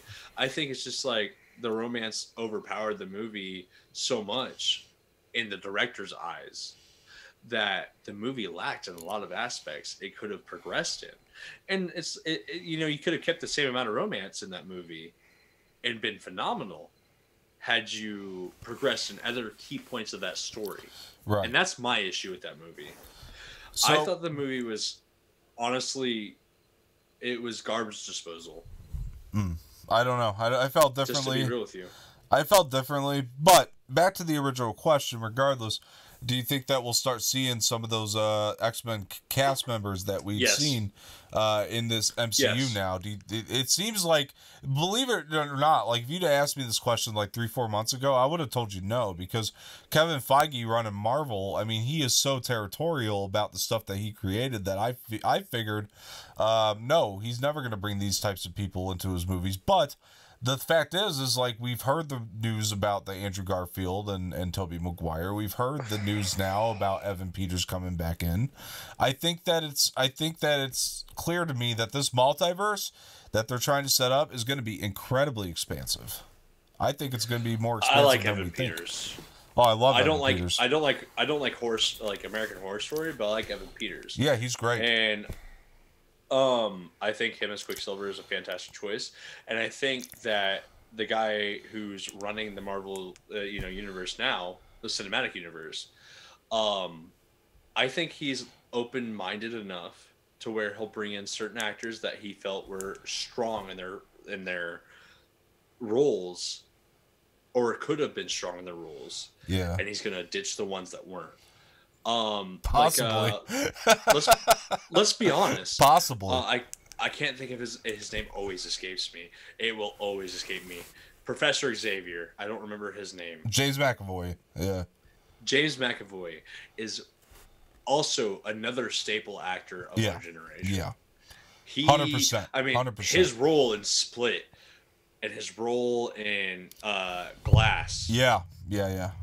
Fantastic. Yeah. He did some of the best acting as well. I'm not going to say it's the best acting, but he did some of the best acting you could get out of the teens of the 2000s. Yeah. I feel like him as Professor Xavier could still be strong. Yeah. So I feel like maybe he's going to come back as a young Professor Xavier. Right. And I feel like the guy running the MCU understands that, because let's be honest, James McAvoy he just does good. He does great. Yeah. If he's not doing great, he's doing good. So I can see him coming back. Yeah. Now back to your original question, how I feel about the Wandavision stuff. I'm indifferent. I feel like it failed in a lot of aspects because of how strong of a character that is. And I feel like this is the same with a lot of characters. If you were to make them into MC, in the movie universes, you have such strong characters that are in comics, like Superman. I hate Superman. I'm gonna be honest with you. I hate Superman. But Superman's such a strong character that it's hard to portray him and be successful with it without it coming off as way too cocky or way too weak or way too in over their head. Whereas like someone like Spider-Man, who is supposed to be humanized even in the comics, you can portray him any way for the most part and it'll be fantastic, unless your name is Andrew Garfield. I hate Andrew Garfield in the Spider-Man roles. Mm-hmm. I'm sorry. Andrew Garfield, you might be a fantastic actor, but never touch Spider-Man again, please. Please, God, just stay away from it. I think he's going to. But the thing is, if he does, I hope he comes back and redeems himself from Amazing Spider-Man 2. That's a good Amazing Spider-Man 1 was decent. That's a good attitude. But the thing that I'll say is, like, I feel like not only will this expand, well, WandaVision, I feel like now not only do we have a chance to see the Evan Peters Quicksilver, I feel like now we have a chance to maybe see a lot more than we probably thought we were going to out of WandaVision. And I feel like that would expand the show so much more. I'm cool with that. As far as the show goes, like, I'm excited about it because it looks like something new. That's the whole thing with it. Like, it looks like it's going to be something new. It's going to open us up into this new phase of the MCU that's hopefully going to be very something new and different. Looking at the pops, because I looked that up for a second there. Looking at the pops, it looks like it's going to switch between the 50s aspect and the aspect of modern. Right. Yeah, And exactly. I like that. I like the fact that it's going to switch between them. Yeah, exactly. And if it actually does. Well, I like the idea of that, like, and like, this is what a lot of the hardcore comic book fans are saying it's supposed to be, which, who knows, they could really go any way with it, but my point is they say, from what they've, read in the comics, so basically what Wanda's doing is she's creating this world in her head where her and Vision are together and happy, just based on her. This is part of her grieving process, essentially, which is why we're getting them in this 50s sitcom happy-go-lucky type world. So yeah, I mean, there's that. The other, we have one more news story here, and this one's kind of a big deal. It's not so much that I want to talk about celebrity lifestyle. This isn't why I'm bringing this up. I'm going to take this and go into a further point that's going to affect a future upcoming movie. So this is all going to connect into how it affects the movies that we go and see. But so here's the deal. So Johnny Depp, back I think earlier in the year, took this the newspaper, the UK paper, The Sun, to court because they called him a wife beater, quote unquote, in The Sun. Now he's taken them to court to try to get that removed. Johnny Depp has lost the case. I saw that. The judge. I'm kind of upset about that, to be honest. Yeah. Well, here's the thing. Very. It's not just that he lost. It's that the judge has pretty much said we have so much evidence that he's guilty. Now, I don't want to go into what we think about Johnny Depp, right or wrong. I don't want to go into that right now. What I want to go into is we got to understand is that does not look good for Johnny Depp right now. That's a fact. Whether we like Johnny, don't like Johnny, think he's guilty, think he's not guilty, right, wrong, I don't want to get into all that. What I do want to get into, again, is the implications this has on Johnny Depp, and the implications this is going to have more specifically on Warner Brothers. And this is why I wanted to bring this up. Fantastic Beasts 3 is coming down the pipe at some point. I think maybe next year. Is it? I need to watch Fantastic Beasts 2. It's not very good. But is it? Well, okay. See, here's the thing. My opinion on Fantastic Beasts 2 is that the movie's a train wreck right up about until the third act, and then the third act feels like somebody's slapping you in the face and saying, "This is getting good, so watch." And then you watch the rest of the movie, and the rest of the movie is actually it's actually pretty good. The third and final act of Fantastic Beasts 2, I think, is actually really good, and I like what it opens up for the future. And like what it opens up is a total game changer, which means that I have faith that a Fantastic Beasts 3 can actually work out really well. That said, we have three important things here that are going to mean a lot for this Fantastic Beasts 3 movie. Number one, we have the J.K. Rowling situation. Don't want to get into too many details on right or wrong again, but we do have the situation where she's going all over Twitter saying things she probably should not say. I agree. And not only that, she is writing the Fantastic Beasts movie, last we know. Number two, we have Ezra Miller choking out women on video, who is an essential part. If you see the ending of Fantastic Beasts 2, there are two essential cast members to this movie that they really need.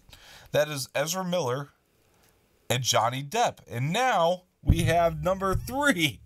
Johnny Depp is being accused of being a wife beater and losing his case. Ian, my question to you is this, and I know you have not seen the movie, so maybe it may be a little hard, the second Fantastic Beast, so maybe it may be harder for you to answer, but I'm telling you, I think what they opened up at the end of that movie it paved the way for a really great third movie, as much as I had problems with the first two acts. I think the ending of it paved the way for a really great third movie, but my question for you is, what do you think they should do with Fantastic Beasts 3 at this point? I'm going to give you three options and you can expand on one of them. Number one, should they scrap the project altogether. Number 2, and now you got to understand what they opened up at the end of 2. I won't give it away for you, but it's an important piece of Harry Potter canon now at this point. Like, it changes the game. So number 1, I'm leaving this up to you. Say you're the executive that gets to make this decision. Number 1, do you scrap the project? Number 2, do you recast? Number 3, do you ignore all the problems and just proceed? What are you doing? I'm the type of person who likes to stay neutral, usually. But from my standpoint, this is what I'm going to say. I'm going to go with option number 3 and ignore all the problems. And I'm going to continue with option number 2, recast the same people, not recast, but recast the same people and say that Johnny Depp's wife is a liar, or ex-wife, and that Johnny Depp deserves to continue. Now, Ezra, he has actual physical evidence, so he kind of cut himself there. Again, I wanted to stay away from right or wrong and who's right, who's wrong, but... I know, but here's the thing. Doc pay. I mean, it's okay to doc pay. You know, if he's going to be in this movie at all, you better believe he's going to be in this movie for real cheap. I don't think he really necessarily has a choice at this point because who else is going to cast him? Right. He's choking out women. Like, give him like $1,000 for every scene. That's all you're getting. That's pretty steep, but... I mean, he choked out women. I mean, what do these women do? I see. I'm the type of person, I believe in equal rights, but I also believe in you hit me in the nuts, you're getting equal lefts. You know what I'm saying? Well, the story from what we I don't believe in understand, beating women whatsoever. Again, I believe if you touch a woman in that way, you need to get your ass beat. Yeah. But I don't think that he had the rights to really lay his hands on women. Now, what is the situation? What is this? What is that? Because what if they had evidence against Johnny Depp's wife? Say Johnny Depp's wife. Whoa, stop there, because this is what I was going to say. This is the reason I wanted. No, you're fine. I'm upset, but like the reason I wanted to stay away from right or wrong is because we still have a U.S. trial with him and Amber Heard coming up, so we still got to wait on that. That's why I'm saying that. Let's wait a second. The UK trial says he's guilty, but we got to wait on the US trial too. So that's why I'm saying let's wait on right or wrong. But here's what I'll say: a lot of people in the US, even feminists, are saying "fuck Amber Heard." Oh, I know the sides that they're taking. We can talk about that. Like the sides that people are taking for sure is against Amber Heard. There's no doubt about it. I really don't think that Johnny Depp is a bad person, and I don't think that he should be kicked off of the movie whatsoever. You don't now, like Ezra, to think so, on the other hand. Yeah. Ezra, on the other hand, we have for sure proof. Yeah. I'm sorry, recast Ezra. I don't want to support somebody who's a piece of shit. That's just me. I know, right or wrong. You want me to stay away from it, but it's such a touchy and hard ground to not be on right or wrong. You get what I'm saying? And like, I'm definitely, like I said, I'm definitely the type of person that's like equal rights and equal lefts. You hit me in the nuts, I'm gonna hit you in the fucking face. Yeah. Because you just hurt me that bad, I'm gonna hurt you back. Well, to our understanding, I mean, the fan was just asking him for a picture. Is that? Oh, I don't know anything about this situation. Well, she was asking him for a picture in the bar, I believe, and then, or at least maybe asking him to sign something he didn't want to, but he became belligerent about it in the bar. I don't know how much she was bugging him, but then she was just outside messing with him. Like, not messing with him, like, violently. Like, messing with him. You can see it in the video. I mean, it's, she's Send me the link for that, too. Yeah, sure. But she's going, you want to fight, but messy, playfully. You know what I mean? And then he came up to her and choked the fan out. And, yeah, that was, yeah. Okay, so here's one thing I'm gonna put into perspective. Before I get into the whole story of what happens, you know the band's story so far. Do you know about what happened with them? No, I actually don't. So in the middle of one of their songs, and funny enough as it is, it was Pins and Swords, I believe. Yeah, I know the song. Yeah. Fuck your apology. I'm not sorry for anything. Okay. In the middle of that, like the beginning of that song, a fan gets on stage, very drunk, and the front man drop kicks her off the stage, and a lot of people gave them backlash. Now, how do you feel about that? I think it. Well, if you were a live performer, what would you do in that situation yourself?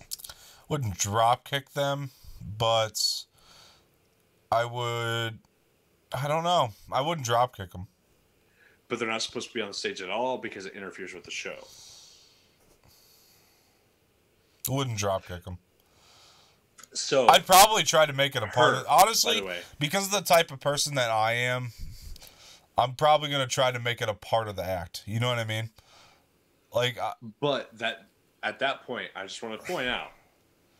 Imagine one fan gets on stage, you make it a part of the act. How many more fans do you think is going to get on stage? Are going to get on stage? I don't know. Probably multiple are going to try. I would hope they have good security, though, too. I mean, she was able to get on stage twice. They'll blame it on the security of the venue. That is true.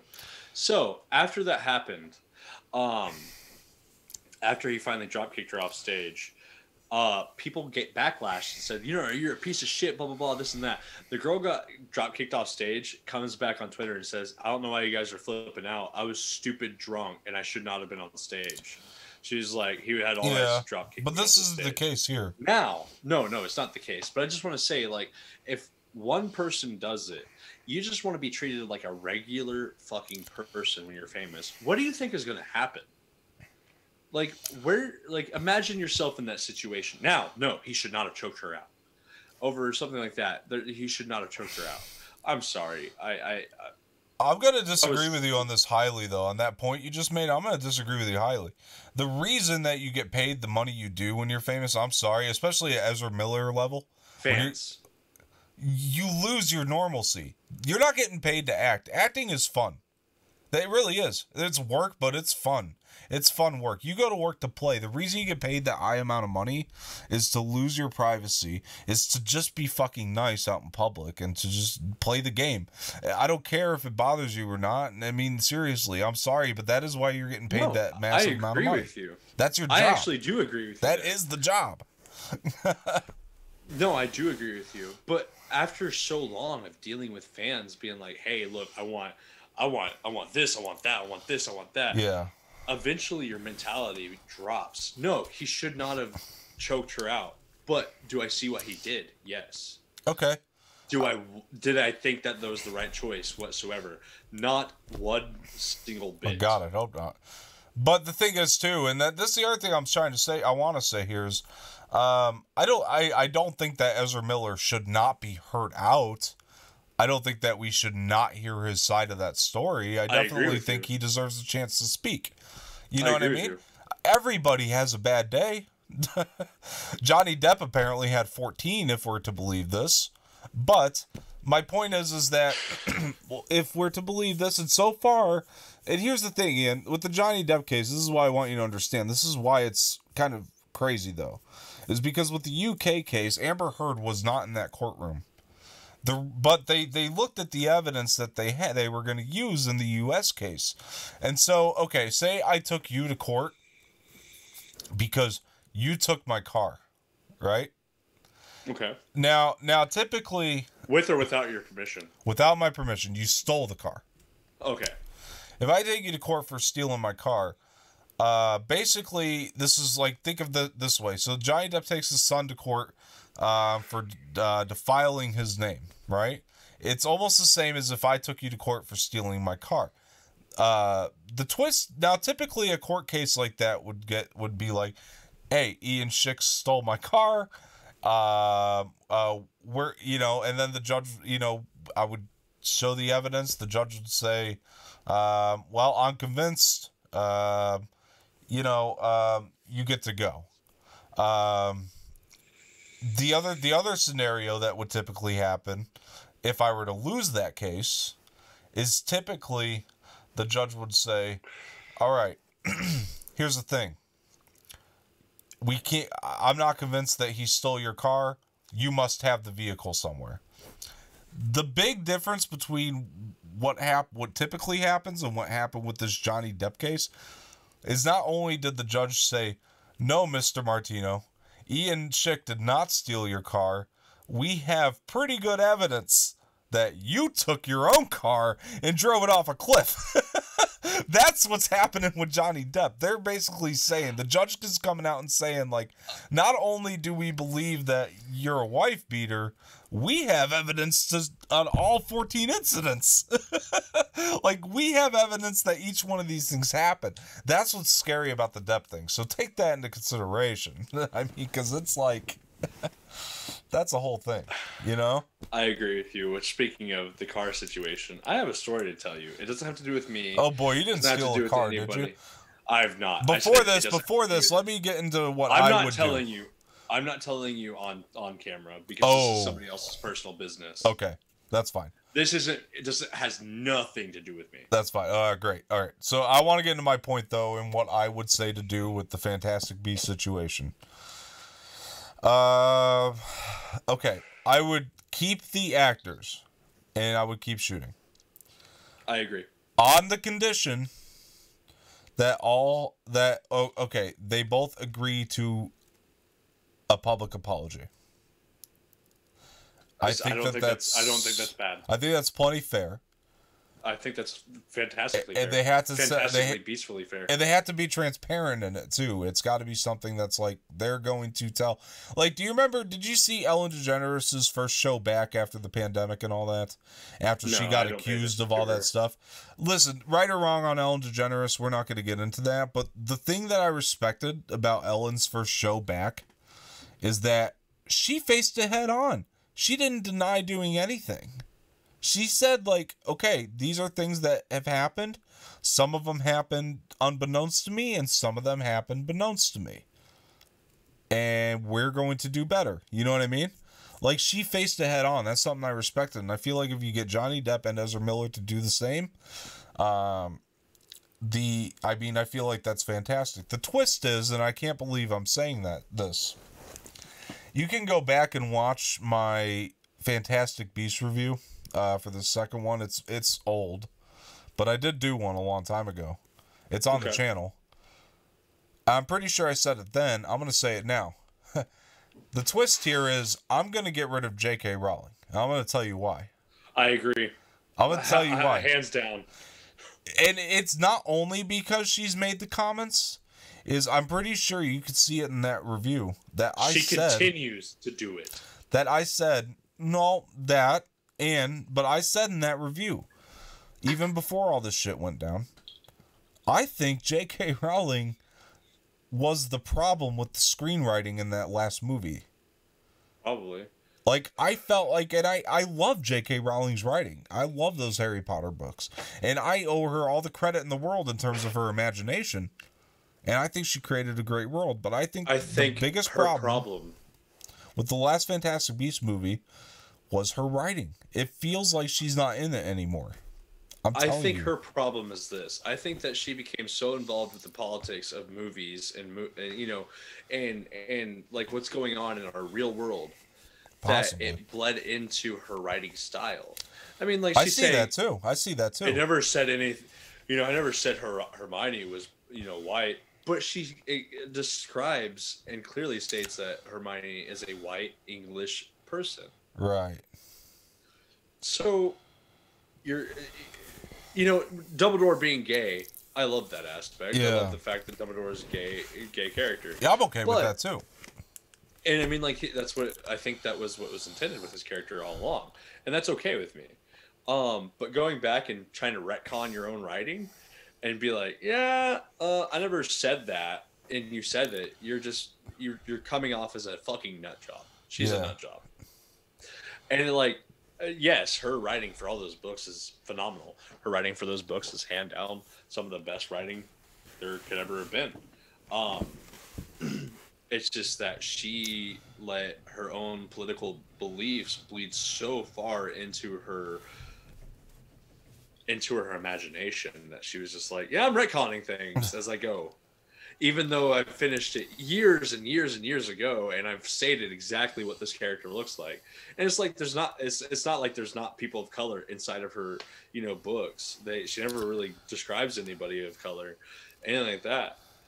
Right. But the movies include them, and I feel like, yeah, maybe it'd be cool to have a black Hermione Granger, but I don't think that it's a necessity. I Right. don't think it's so deep that we should just overlook Emma Watson's role as Hermione Granger just because she's white.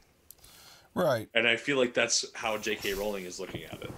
And it's like, J.K., you helped pick her out. Yeah.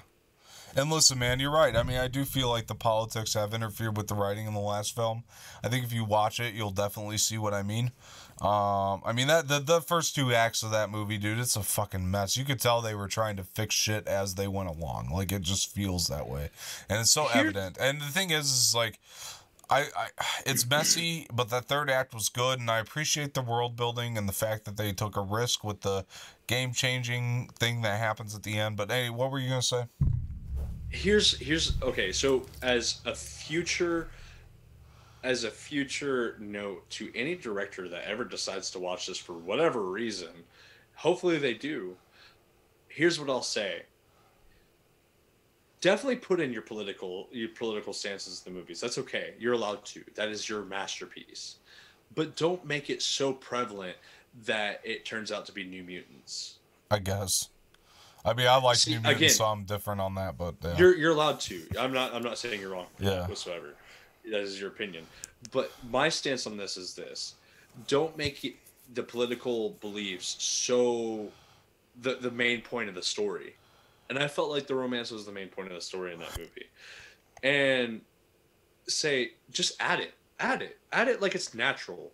Don't make it so strong that it's the main point of the story.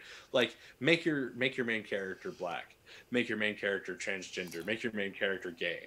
Just make them that, but don't make it a big deal, and you won't have problems. I mean, like, a lot of people made issues with Last of Us Part 2, the game, because one of the characters in that is transgender. But it's such a light thing. I didn't even realize they were transgender, to be honest with you. I'm not gonna lie. I thought, when people said, tried to spoil it, saying, "Oh, this person's transgender," and they weren't, I was like, whatever. But there's small hints at a character being transgender, but they tried to make it such a big thing in the outside community. But it was perfectly mixed in. Like, it's such a small thing, but it's still a big thing within it. When you play the game finally, which if you ever get a PlayStation, I highly suggest getting it. I highly suggest playing it. I played to. Highly. It's my favorite game of this year, as of right now. I think that all the political standpoints they added in that game are minute, but strong enough to where it's like, it's there, and it's just a regular part of their lifestyle. It's not just like, oh, this is the main driving factor. I felt like it was just a perfect mix. It was just there. It was a regular part of lifestyle in that genre. In that story, I should say. I 100% and agree. I feel like, yeah. I feel like if you're going to be a director, direct your movie, direct your game, direct your book, write your book like this. Just make it a part of the story. Don't make it the prevalent thing. We're trying to normalize things here, which I'm not going to get in my own beliefs, but I mean, if you're trying to normalize things, normalize it. Don't make it the big thing. Like, we've already had Milk, the movie Milk. I mean, I've not watched that myself, but I understand that it's supposed to be about the, gay rights and gay marriage and stuff like that. I might be wrong because, again, I haven't watched it, but I mean, like, we already have those things in our history. Just normalize the things. That will help you out so far, even though we know that Last of Us 2 got shitted on. Last of Us 2 was a fantastic game. I understand people are going to have different views, but I feel like most of the people who have different views are just upset about the things that were, in quotations, spoiled. Right. And for future note, J.K. Rowling specifically, stop letting your politics bleed so heavily that you try to retcon things that you've already made a fact of. It's okay that you've already made a fact of it. Just make your future characters these things that you want to make them. Yeah. It's not hard. You're a great writer. Just make a new story or make your next characters within that universe, the next main characters, what you want to make them. Just don't make it the big thing. Yeah, I agree, man. And, like I said, it wasn't just the writing for me. The reason I feel like she needs to go off, it's the writing, and then now she pulls the shit. You know what I mean? And so it's like now it's time to maybe call it quits with her. I don't demand for anybody to be fired.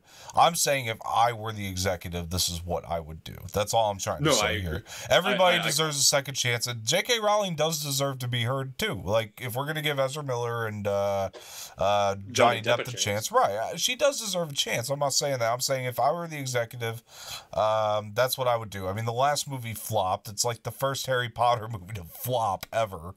It was the lowest rated. Beasts 1 was amazing. I loved Fantastic Beasts 1.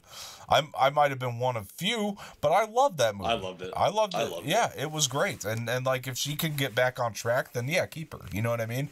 If she came up with like a script that like you read it and it's like there's no way it fails, then yeah, definitely keep her on. But to me, it's like, if it was me right now, I mean, I would reconsider her position. But anyway, thank you guys for joining. We are going to end the show. I appreciate everybody being here. Thank you. Yeah. Thank you for being on, Ian. Really appreciate that, as always. And it was great having you. And no wonder I was lagging. Something just popped up. You guys probably heard that noise. But anyway, back on point. Thank you for coming on again, Ian. Really, again, love having you. And it's been great. Been a really fun show. So thank you very much. I love being a part of this. Yeah. Real quick, I'm gonna go ahead and... where can the people find you? You can find me on Instagram, Jutacular Ian. I know I still need to change that, but I'm probably going to keep the staple. If you are Jewish and you find offense to that, I apologize. I am Jewish by blood, just to kind of lighten the blow there. It's something that came up, and I've just kept it since. Yeah. Outside of that, I think I just changed my YouTube to Jutacular Ian. Okay. So it should be a bit easier to find on there. Cool. And speaking of, to kind of plug Dom in, Dom might be helping me with some music stuff in the future. Yes, we've been talking about that. So I will be going as Snaggletooth eventually, which will be like my solo project stuff. And what I'll be doing with that, just to kind of give a quick insight, is I'll be having other musicians, not just Dom, but Dom definitely is going to help. I would love for him to help because he's a fantastic musician himself. Thank you. Of course. I want to have other musicians come on, help me write some music, whatever style you want. And I want to put some vocals to it or my own music to it. I don't play guitar as well as a lot of other people, but I would love to be able to have your music on my stuff and give you the credit what you wrote onto my own YouTube page and help you get found out as well. All right, well said. And yeah, definitely check out everything he's doing. My name is Dom Martino. Once again, this has been another episode of Dom's Corner. Thank you guys for watching. My social media, Ian's social media, and YouTube will be in the description below, so you can check out everything we are doing there. Thank you guys for joining once again. This has been another episode of Dom's Corner. Look forward to Saturday, where we're going to be airing the Clone Wars animated film review. Excited to talk some Star Wars again. It's going to be a lot of fun. Thank you guys for joining. This has been Dom's Corner, and I will see you guys next time. Bye-bye.